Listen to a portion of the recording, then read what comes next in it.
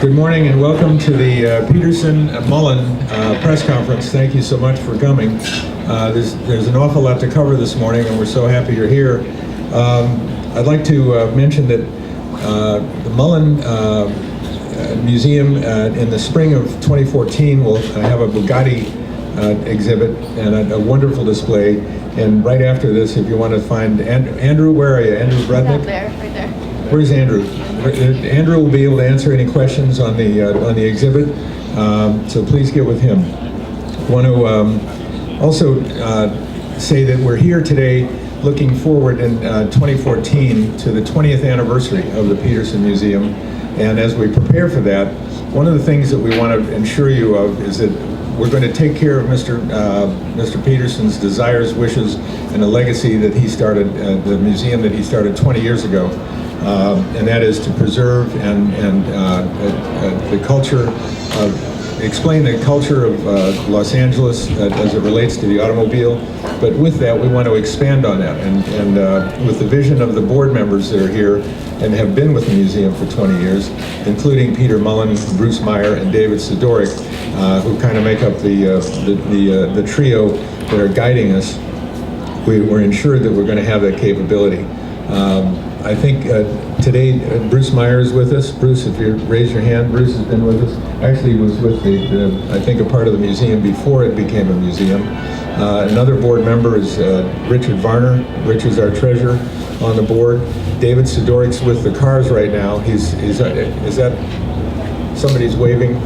David's actually, his car's being judged right now, so he can't be with us right now, but he'll be along shortly. And then want to recognize Gigi Carlton, who's actually stuck in traffic. Gigi is solidly behind us. She was Mr. Petersen's personal assistant for 45 years, and a great supporter of where we're headed in this for the future. What I really want to do is introduce the man who came on board as the chairman this year in January, rejoined the board, had been a chairman earlier in the museum's history.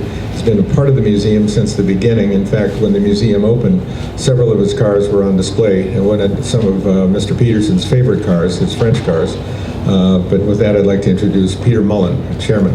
Well, as Terry mentioned, there's a couple of reasons we're here today.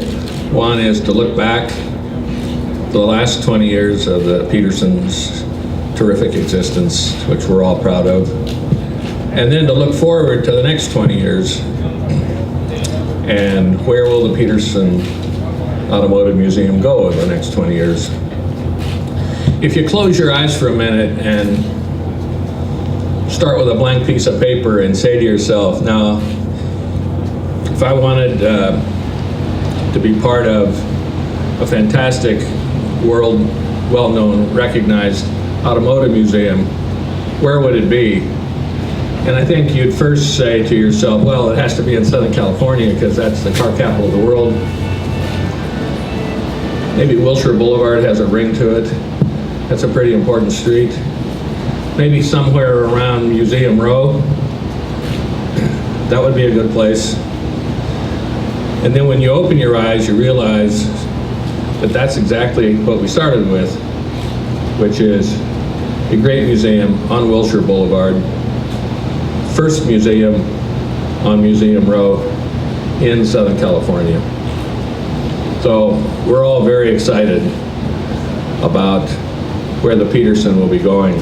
As Terry mentioned, I came on board the Petersen when it first opened and served as chairman for a couple of years with Bruce as co-chairman, and then was very pleased to come back in January to work with David and Bruce as the executive committee, along with Terry and the rest of our board, to dream about the next 20 years.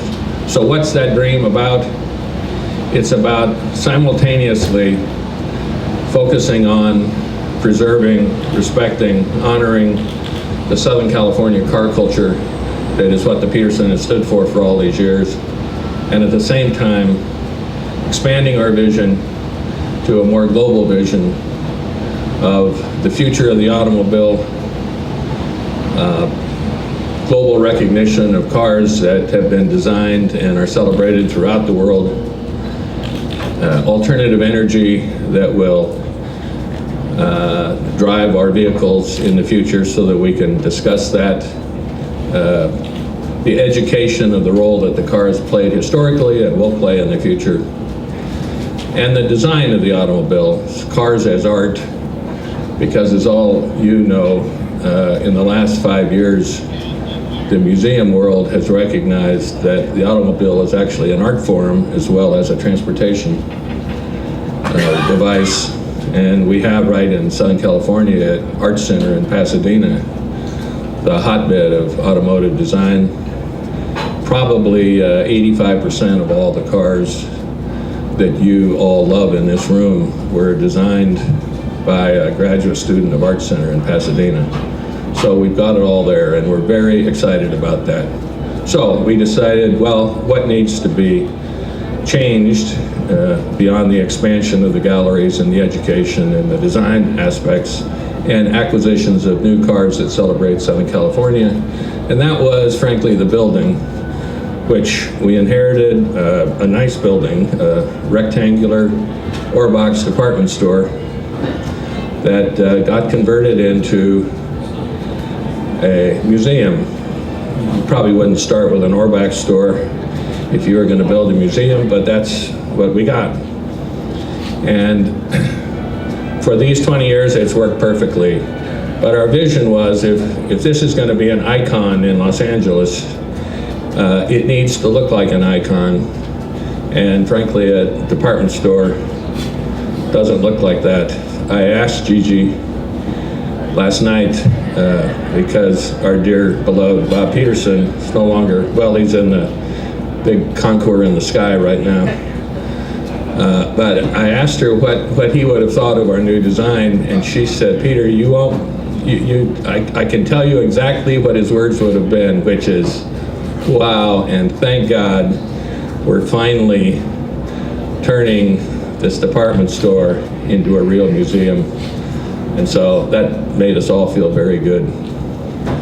So, given that, we reached out to the finest architects that we could find in the nation, and we were lucky enough to find one of the 3 or 4 top architects, frankly not in the nation but in the world.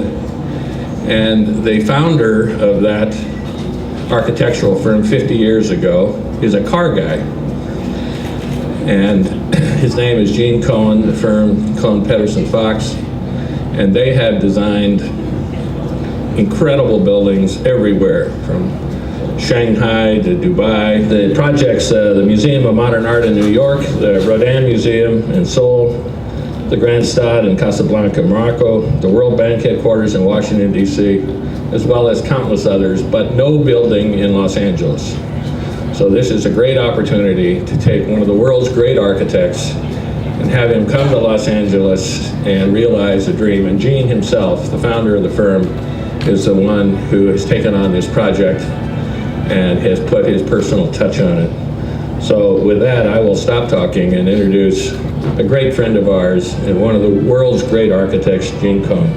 To tear down existing building, move everybody out, and rebuild is time-consuming and quite expensive. So to find a solution to kind of wrap the existing building in a way that achieves the first goal and also can be done in a very beautiful way that's inspirational, exciting, and when you look at this building, you never would realize it was an existing building that's been really upgraded. So they were the 2 goals. Okay, now, how to express a car or express an automobile? One is motion. I think as you look at this building, and as you will experience it in real life, from different vantage points as you move this along the street on foot or by car, mostly by car, I assume, in LA, you will see that the movement of these beams, these are stainless steel beams that are wrapping this building, are in and out and they're moving in curves. So the building is in constant motion. So it represents motion, speed, aerodynamics, how the wind goes across cars. Even some of the profiles of the beautiful cars that are part of this collection are expressed in the shape of these beams.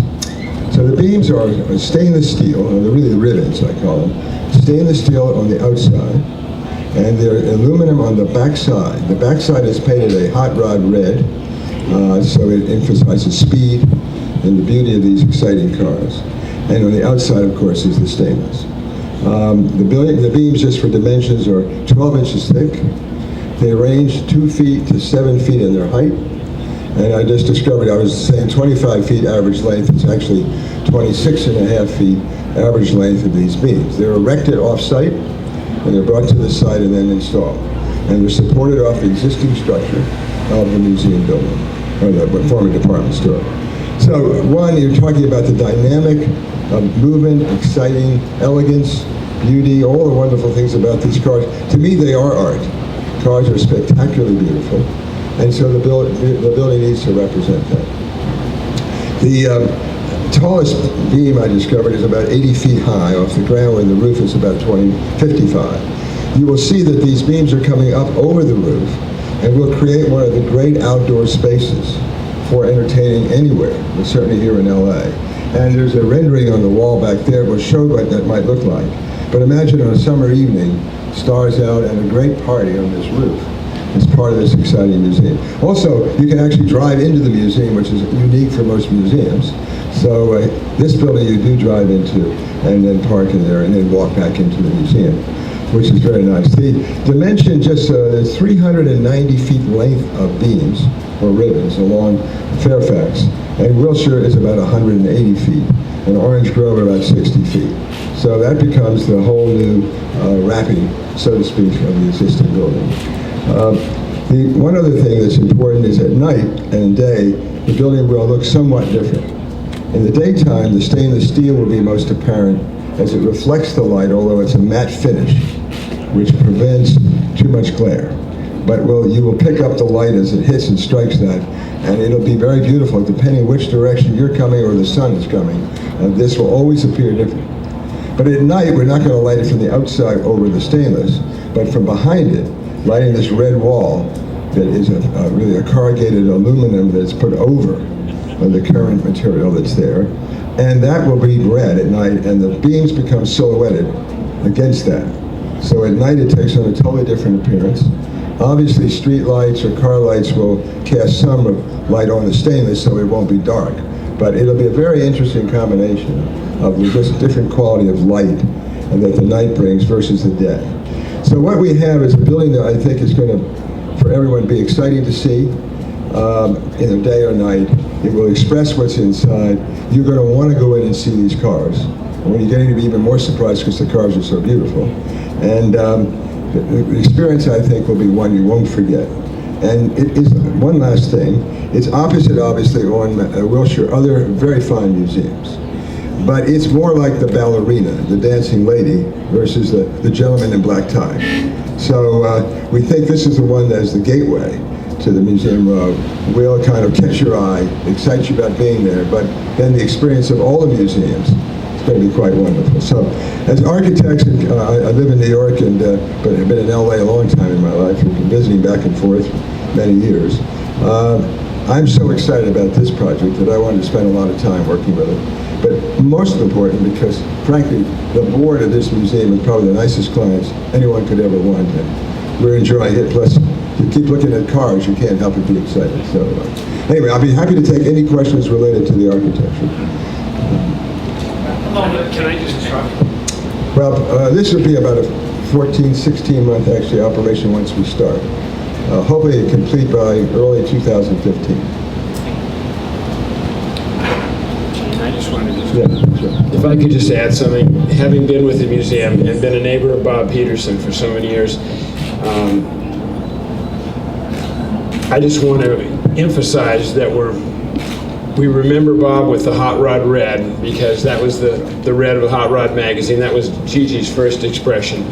But I think more importantly, the next 20 years, having a kickoff with Peter Mullen as our chairman. This is a year, a little less than a year with Peter Mullen. And Peter was our opening exhibit. He made car people out of people that didn't like cars, because Peter has great energy, exquisite taste, and I think this is just a great expression of Peter and Dave and yourselves coming together and designing, the perfect venue for all the car excitement. And anyways, I just want to welcome everybody to take a close look at the model and enjoy the future. And with Peter's guidance, we're just so blessed. And I just want to say thanks to everybody for coming.